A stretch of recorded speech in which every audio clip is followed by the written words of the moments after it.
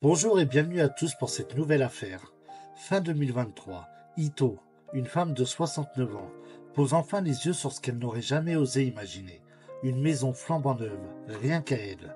Située à Montauban, cette demeure aux murs crème et avec un petit jardin représente un rêve devenu réalité. Pour cette femme qui a passé sa vie en HLM, ce déménagement est un véritable conte de fées. Et c'est son fils Nordine, un homme brillant ayant percé dans l'immobilier, qui l'a fait construire pour ses vieux parents. Ce geste bouleversant fait monter les larmes aux yeux d'Ito.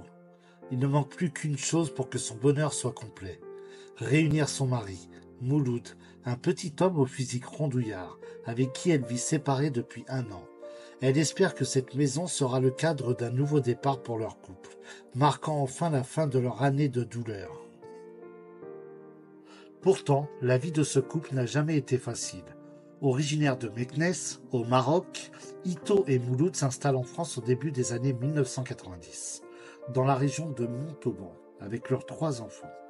Mais, en 1997, leur aîné, Mariam, meurt brutalement. Un coup terrible dont la famille ne se remettra jamais.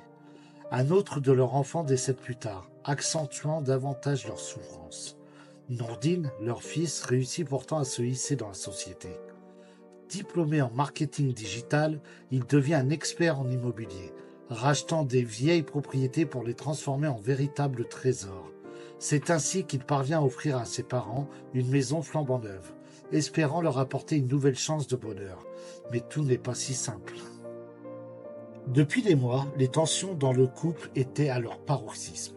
En août 2022, Ito avait porté plainte contre Mouloud pour violences habituelles, menaces de mort et agressions sexuelles.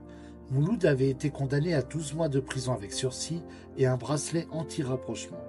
Pourtant, malgré cela, en fin 2023, Ito fait lever cette interdiction. Elle rêve d'un nouveau départ, convaincue que ce toit, bâti avec amour par leur fils, pourrait apaiser les tensions. Le 3 septembre, pourtant, tout bascule. Ce matin-là, Ito, le cœur lourd, appelle sa fille. « Achète-moi un billet d'avion pour le Maroc », dit-elle d'une voix ferme. Sa fille sent que quelque chose ne va pas, mais elle ne se doute pas de l'ampleur du drame qui s'apprête à se jouer. Quelques instants plus tard, Nordine appelle son père, inquiet de la situation. Mais au bout du fil, une phrase glaçante le paralyse. « J'ai tué ta mère, appelle la police ». Affolé, Nordine et sa femme se précipitent chez ses parents, seulement à 30 mètres de chez eux. Ce qu'ils découvrent est effroyable. Mouloud prostré dans le salon et Ito gisant dans le garage, baignant dans son propre sang. Elle s'apprêtait à faire ses valises quand son mari l'a attaquée. L'autopsie révélera un véritable carnage. Ito a été frappé violemment à la tête et a tenté de se défendre, comme en témoignent les multiples fractures à ses bras. Ce n'était pas un simple acte de colère, mais une mise à mort brutale. Mouloud est rapidement arrêté, toujours en pantoufles et polo, livrant une version confuse des faits. Selon lui, une dispute aurait éclaté, et pris de rage, il aurait frappé Ito avec un casse-tête en bois. Mais l'autopsie part d'une attaque bien plus violente, démentant les faibles justifications de l'homme.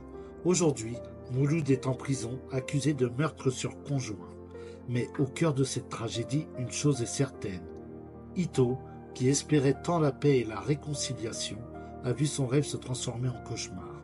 La maison, conçue pour être un havre de paix, est devenue son tombeau.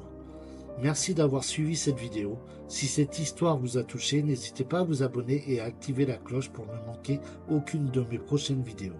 Prenez soin de vous et à très bientôt pour une nouvelle affaire.